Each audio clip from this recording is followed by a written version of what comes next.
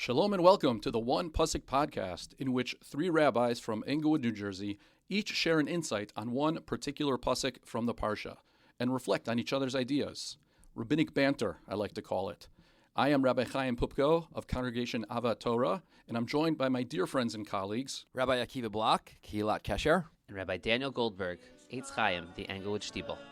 To sponsor an episode of the One Pusik podcast, visit onepussikpodcast.com and click on the sponsorship link. And please take a moment and give us a 5-star rating on your podcast platform.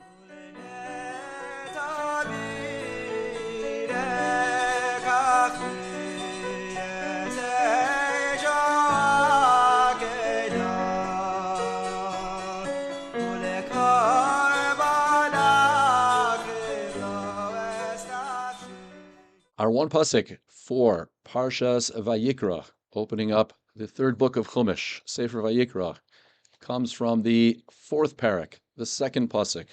Daber al bnei Yisrael lemor nefesh ki sechata bishgaga mikol mitzvos Hashem asher lo seyasena ve'asa me'achas mehena. Speak to bnei Yisrael and say, when a person unwittingly incurs guilt, when a person sins inadvertently, however we understand the word bishgaga, b'shogeg. So if a person commits this kind of sin in regard to any of Hashem's commandments about things not to be done, and does one of them, and obviously the next pasuk goes on and describes for us the korban. We are now in the world of korbanos as the curtain rises on the book of Vayikra. The Mishkan has been built, and now we need to know what to do in the Mishkan, what to do when Hashem lives in our midst. And so, gentlemen, what do we got? So the Kli Yakar focuses on the word ki in this pasuk. Ki secheta, when that person sins. And he notes that if you look at various different psukim dealing with different individuals who sin, so sometimes it says im, sometimes it says if, sometimes it says ki, and sometimes it says asher. 3 different ways in which this person, if, when they sin. So he says that those go in order of increasing probability. There's im, there's if. So if the whole Ada, if the whole tzibor, the whole community will be involved in a sin, so then there's a particular kind of korban. But that's not so likely. That's improbable, or at least less probable. That's an if. Likewise, the very next pasuk talks about im hakohen hamashiach yecheta. If the Kohen Gadol sins in a particular way, that's in the realm of if. Then you have ki, which is more likely. A person, nefesh ki secheta. People sin. It's closer to when. Not so much an if, but maybe it's kind of this intermediate stage between if and when. And then finally, there are cases that are asher yecheta, or some version of that. Asher is a certainty, basically. And that is employed in the context of the nasi, the leader. Asher yecheta. When the leader, the political leader of the Jewish people, when he sins, so then this is the process, this is the korban that is given. So firstly, just noting that is great. It's just the precision of the language of the Torah is incredible. And I'm going to focus on that last piece, that sense that when you're a leader, so the Torah is acknowledging that it is impossible to be in a position of leadership without hurting, offending, running afoul of some boundaries and sinning, because that's just the nature of being in a position of leadership and authority. I think it was Churchill who said that if you have enemies, that's good. It means you've stood up for something at least once in your life. And so the Torah is capturing that, asher yecheta.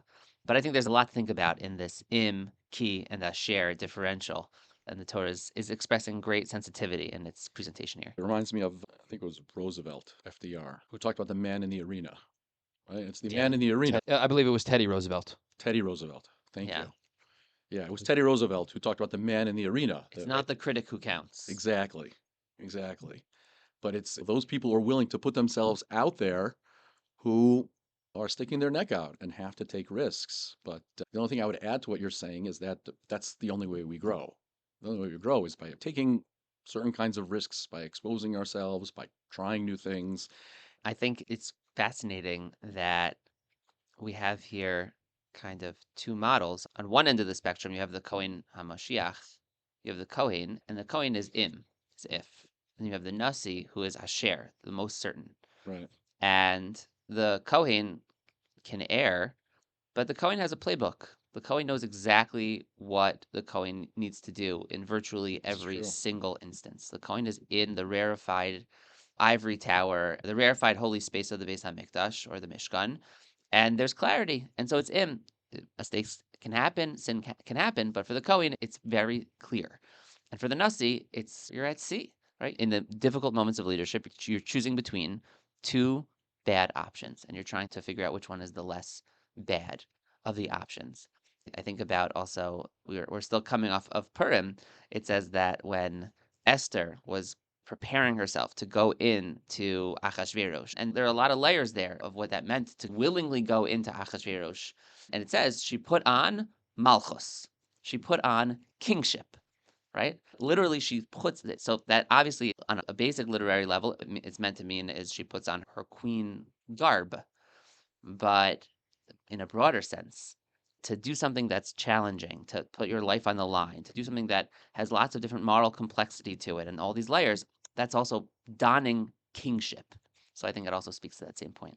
Yeah, I remember you quoted two Harvard professors, Chaffetz and Linsky. Yeah. Leadership on the line. Leadership on the Line. Great book. That leadership is disappointing your constituents at a rate they can tolerate. Very good. Excellent. Yes. And Rabbi Sachs, that's also often Right. quoted from Linsky and Chaifetz. Yeah.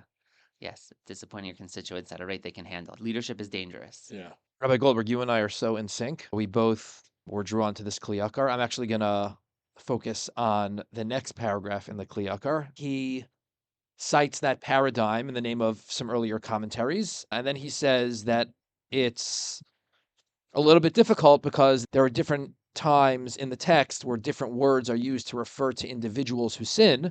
So here it says ki, but later on in the parak it says v'im nefesh achas techata bishgaga. So it can't just be a distinction between a private individual and a kohen and a leader. There has to be something else at play as well.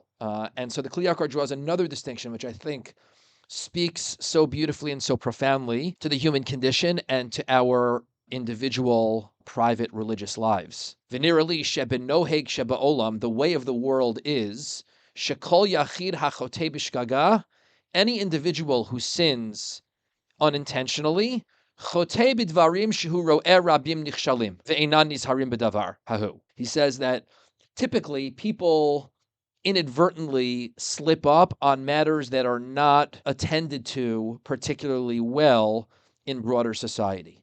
People who, again, there are a million examples we could cite for this, whether it's in halacha or other things. People who cheat on their taxes often do so because people around them, that's something that they do. People who eat bread without washing often do so because it's just not something that people do. And they're not necessarily doing it intentionally as a brazen act of rebellion. It's just not something that people are particularly punctilious, people are particularly careful about. And he draws a distinction between when it says im and when it says ki are referring to two different types of individuals in two different cultural milieus, if you will.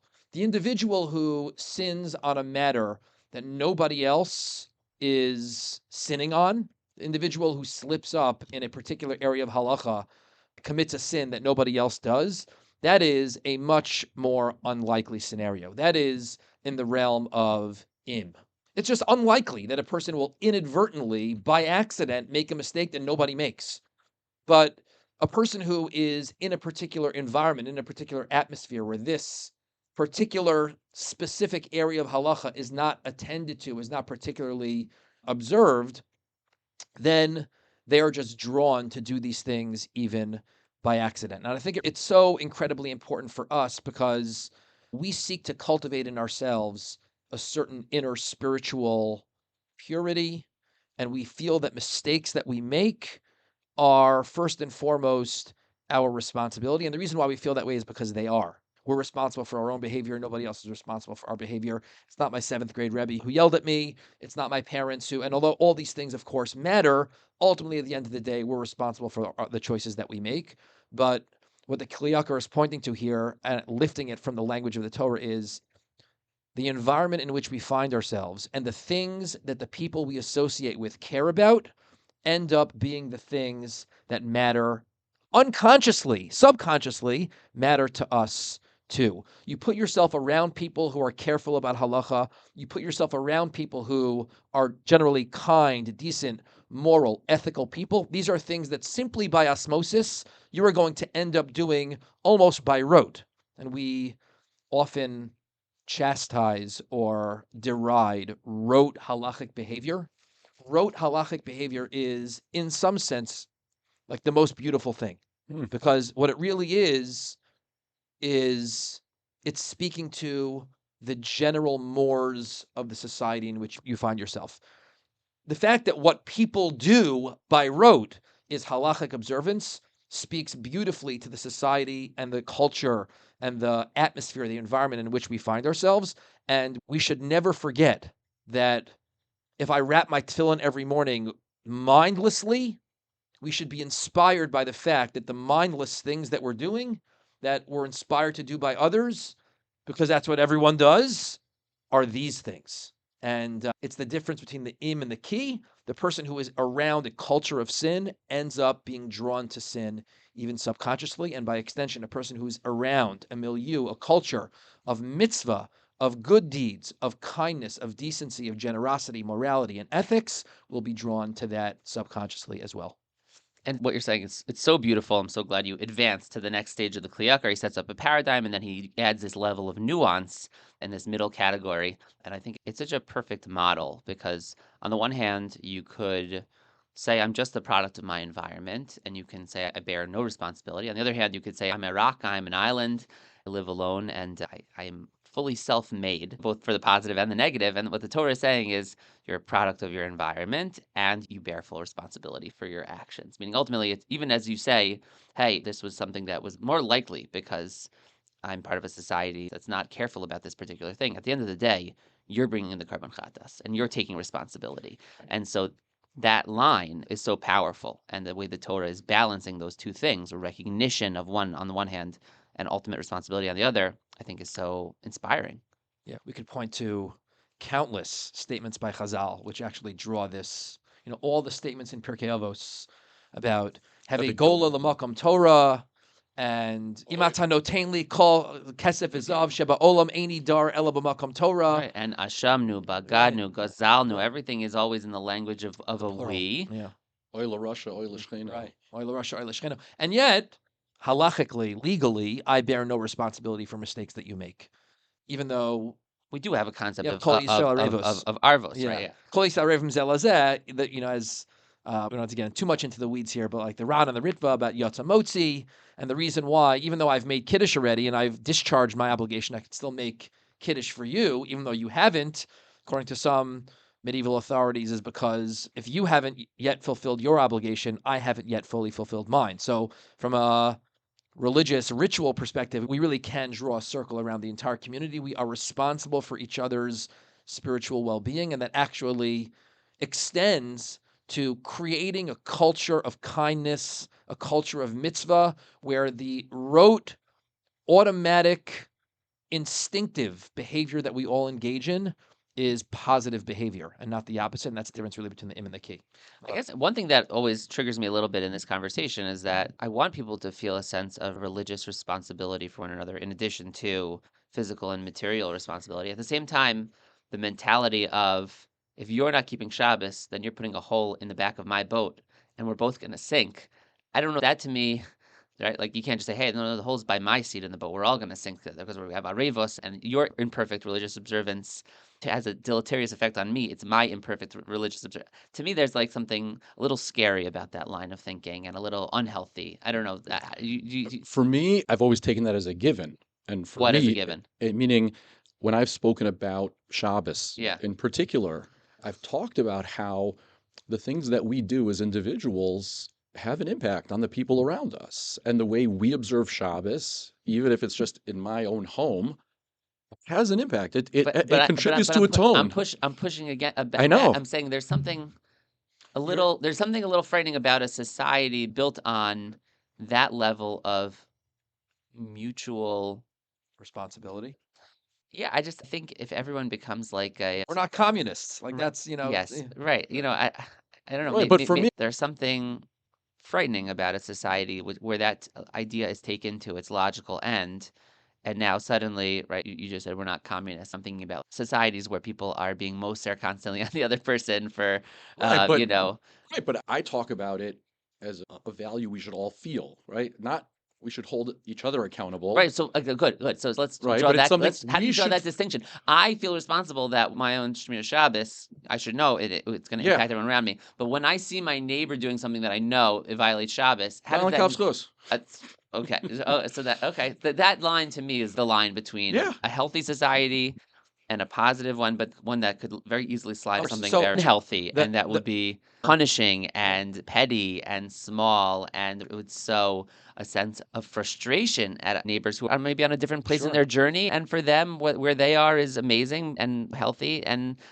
journeying towards better, but is not anywhere near. You know what I'm saying? Like Of that course. line is here's so. And let me give you another Yeah. scenario which I think falls under this, and that is I used to say this sometimes when it was really noisy in shul, and I'd pause the davening. I'd say to people, I'd say, "Listen, I know your whispered conversation is really quiet, and it's not disturbing the davening, and I know yours is, and I know yours is, and yours is, but all of them together creates a noise, right? So in that instance, you have what I see as somebody doing something which is really not that bad. It's not really impacting, but because they're doing it and a lot of people doing it, it then becomes something problematic. there's a sugya that we do when I'm teaching Bava and the question about like religious coercion comes up and of it in Ishti and Lanavshe, and we talk about like the rock throwers in Meir Sharm. And I always tell my students, I actually read this in a tradition symposium by Mayor Schiller like many years ago. Yeah. I think Rabbi Goldberg, your point is a valid one, and that's why we need to strike this balance. Neither of these values are absolute. Yeah. I don't live in my own boat, but at the same time, we're kidding ourselves if we think that what goes on in your boat has no impact on what goes on in mine. And I don't just mean because what other people see is behavior they're going to mimic, which like what the Kli says, but also that our community works on two simultaneous spiritual planes, the individual and the collective. And Kodesh Baruch Hu cares about the collective spiritual health of a community. The reason why we say Ashamnu is not just because of what it does for me as an individual, but the spiritual plane of the community is a qualitatively different spiritual plane. The whole is greater than the sum of its parts, and we have what to clap al chait for the community as well. And I think that's just an important thing to remember. I just want to highlight that your new perspective on rote observance is such a beautiful chiddush. And obviously, we don't want to be rote in certain ways, but to look at it from this other perspective, I think is really fascinating. It's downright Hasidic. I talk about this all the time. Lean into your rote observance for so many different reasons, not the least of which is the fact that you are a servant who is serving your master. And servants who are the most dedicated, most devoted, most committed are the ones who actually care much more about the other party in the relationship than they do themselves. Hmm. You like to think that the service that you're engaging in is meaningful for you as well, but the point of departure is you're doing this for someone else. And whenever you do something for someone else, it actually ends up being the most meaningful and inspiring. And then you spend your life trying to find meaning in that service. But actually, the rote is, I, I think it's terrible chinuch, the way we teach our kids to daven. Like, it's terrible. How we say, I mean, high school rebbeim say this all the time. When we say something that sounds like, what, you think Hashem needs your davening? Your davening's not for Hashem. Your davening is for you, right? Mitpalel, you got to change yourself, Yeah. right? Everyone says that. I think it's terrible chinuch because what you're basically, not even implicitly, explicitly telling kids is if your davening doesn't change you, then there's no point to it. And tefillah it's avoda shebalev. It's shebalev, but it's first and foremost an avoda. It is a service. HaKadosh Baruch Hu misave letfilos and shel tzadikim. HaKadosh Baruch Hu lusts after our tfilos, a parent who likes to hear their children talk. And our religious lives begin with, don't end with, but they begin with the idea, the realization, the understanding that we are in a relationship with Hashem. And saying tefillah is about you is the most self-centered, like it's just It's a relationship. How could I say that I'm giving a gift to somebody to make myself better? That's like the most ridiculous. I don't get it. It starts with the fact that you're in a relationship with Hashem, and a relationship is about focusing on the other party more than it is focusing on yourself. And that's the case with all mitzvah observance. It's especially the case with tefillah, and it's an attitude towards rote observance that I think we sometimes forsake, and we need to talk about it more. I want to talk about something I usually do not talk about when I'm studying Chumash, and that is the ancient Near East. Bible scholars, especially those who don't believe in the divinity of the Torah, study the ancient Near East, which is the dominant cultures out of which Bnei Israel grew into a nation, received the Torah. And so they often try to make comparisons between ideas, laws that we find in the Torah, and ideas and laws that were found in those cultures. But the scholars focus on the things that they have in common. Traditionalists, ma'aminim, believers like ourselves, we focus also on the differences. And there's a fascinating distinction when it comes to the notion of committing a sin inadvertently, accidentally, because we do find that concept in the ancient Near East cultures, where there's situations where if somebody does something accidentally, they have to make restitution, their compensation, but that's all that it is. When it comes to the Torah and the whole notion of bringing a korban for something that you do b'shogeg, what the Torah is teaching us is that even our accidents reflect maybe a certain lack of mindfulness or a lapse in spiritual vigilance, but the Torah makes a more holistic approach. Instead of just making sure the person that you may have injured or whatever is whole, no, the Torah wants us to use this as an opportunity to reflect and to become more sensitive and aware of how we go about our lives. And that if we do something by accident, it's not because we're a bad person, but it is an opportunity to refine our character. And so the Sefer HaChinuch, who is so much a behaviorist and focuses so much on the behaviors and how our behaviors impact us, so he explains that the korbanos are there to refine our hearts and our intentions, and they're meant to draw us closer to the Beis Hamikdash, closer to Hashem, whatever that means, so that we can be uplifted by that experience. And so what I find so fascinating about this concept of b'shogeg is that it's not that the Torah is saying like, no, you are guilty, you are a bad person. No, it's saying that in these moments, it's an opportunity to learn something about yourself, and it's an opportunity to learn and to grow. And I think that's what makes the Torah special. And I think it's a concept that we can really learn from. A useful paradigm to use is to overlay this on mitzvos bein adam l'chavero. So, for example, let's say a person sins accidentally, totally no fault of their own, God forbid, hits a pedestrian and kills them driving. No fault of their own. They did nothing wrong. They weren't on their phone. It was the person who ran into the street. There is nobody who would respond to that situation by saying, of no consequence to me, no matter to me, I didn't do anything wrong. People would look at the outcome and they would, How did I get here? how did I get here? Or they would turn inward, they would introspect. Yeah. All the things we would want people to do after a tragedy like that, they would do. So why shouldn't that be the case for sins like violating Shabbos or eating chalev? Also, how did it come to such a pass? Yeah. There was a great article in the New Yorker, which probably got shared with every rabbi, but this goes back maybe a decade ago, but multiple people shared it with me about accidental murderers, people who committed, just like you said, accidentally killed someone in the context of driving, and how it ruins their life because they're not guilty of anything, and so there's no guilt. There's no way to reckon, and there's no way to reckon with it. There's no way to Come to terms with it. come to terms with it.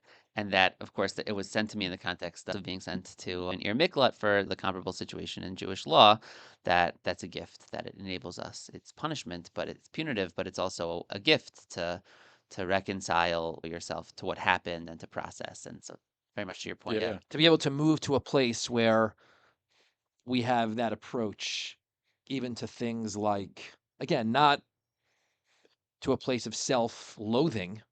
We shouldn't be self-loathing, but the idea that mistakes that we make are indeed mistakes, even if they're by accident.